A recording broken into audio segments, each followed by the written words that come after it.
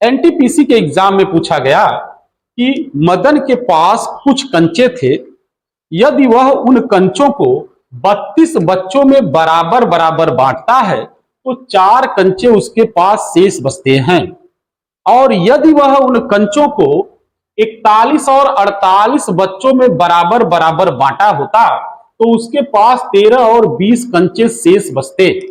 लेकिन जब वह उन कंचों को 53 बच्चों में बराबर बराबर बांटता है तो एक भी कंचा उसके पास शेष नहीं बचता है। तो कंचों की संख्या निम्न विकल्पों में से किसके बीच में होगी? पहला विकल्प बनाया गया 78-14 से 78-24 के बीच में, दूसरा 78-64 से 78-74 के बीच में, तीसरा 78-34 से 78-54 के बीच में, और चौथा 77-94 से 78-04 के बीच में। तो बेटे इस प्रकार के प्रश्न का सलूशन बहुत आसान तरीके से किया जा सकता है। यह प्रश्न यहां से स्टार्ट होगा, यहीं से सॉल्व करेंगे। जब वह 53 बच्चों में बराबर बराबर कंचे बांटता है तो एक भी कंचा उसके पास शेष नहीं बचता। इसका मतलब कंचों की जो संख्या रही होगी वह 53 की गुणज रही होगी। तो 53 के गुणज हम सर्च करेंगे, ऐसा गुणज लाएंगे जो इन विकल्पों के बीच में आ जाए। तो आइए देखिए कैसे सर्च करेंगे, थोड़ा गेस लगाएंगे बेटे।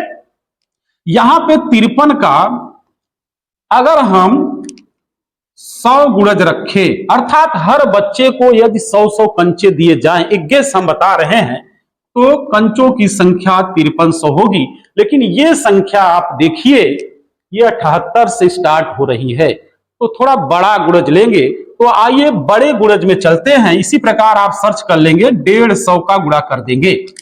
तो यहां पे 150 का 53 में गुणा कर देंगे, 15×3 45 और 15×5 75, 4 79 50। तो अब आप देखिए 78 से थोड़ा ऊपर हम चले गए हैं, अर्थात कंचों की संख्या 79-50 हो रही है, जब हर बच्चे को 150-50 कंचे दिए जाएंगे।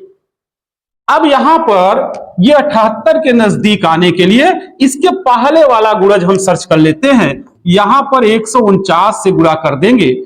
तो बेटे जब 150 था 149 हो गया, तो यहां पर एक गुणज 53 का कम हुआ तो वैल्यू 53 कम हो जाएगी। तो यहां 53 कम कर लेंगे तो यहां पे वैल्यू हो जाएगी 78-97।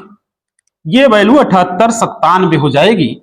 तो इस प्रकार से इसे आप लिख लेंगे, यहां पे 78-97 हो जाएगी। तो 53 आप कम कर लेंगे। तो आप देखिए 149 कंचे दिए गए, तो कंचों की संख्या 78-97 हो गई। तो 78 की रेंज में हम आ चुके हैं, लेकिन ये 78-97 इनमें से कोई विकल्प नहीं है। तो थोड़ा और नीचे आ जाएंगे बेटे, 53 में 148 का गुणा कर लेंगे। तो यहां पे फिर एक गुणज नीचे आए हैं, तो 53 वैल्यू कम कर लेंगे, 78-44।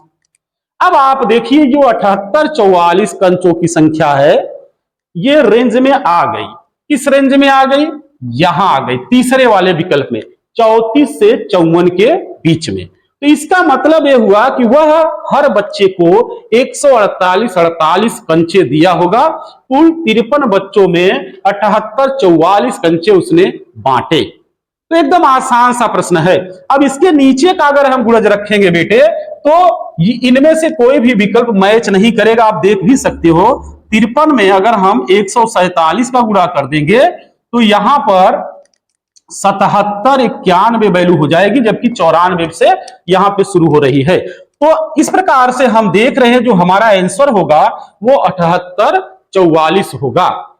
आशा करता हूं कि आप सॉल्यूशन समझ गए होंगे। बेटे ये जो प्रश्न बनाया गया था, इस प्रश्न में 78-44 कंचे रखे गए। अब 78-44 में यदि आप 32 से भाग करके देखोगे तो शेष 4 बचेगा, और 41 से भाग करोगे 13, और 48 से भाग करोगे तो 20 बचेगा, और 53 से भाग करोगे तो कोई शेष नहीं बचेगा। तो ये प्रश्न का प्रारूप बनाया गया, प्रश्न को थोड़ा लेंदी किया गया, लेकिन प्रश्न लगाने का तरीका बहुत ही आसान है।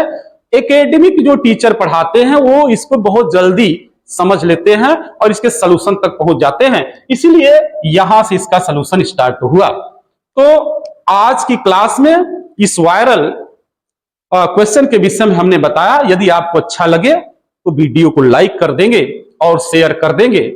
बेटे आपके सहयोग से आपके सपोर्ट से हम YouTube पर वर्क करते हैं। पिछले हम 27 सालों से पढ़ा रहे हैं, 1997 से मान के चलो बेटे पढ़ा रहे हैं। तो आपको हमारे चैनल पर जो भी कॉन्सेप्ट मिलेगा, बेहतरीन कॉन्सेप्ट मिलेगा। आप हमारी और भी वीडियो आप देख सकते हैं। और अगर कोई क्वेश्चन आपका है तो कमेंट के माध्यम से आप हम तक पहुंचाएंगे तो आंसर जरूर देंगे। धन्यवाद।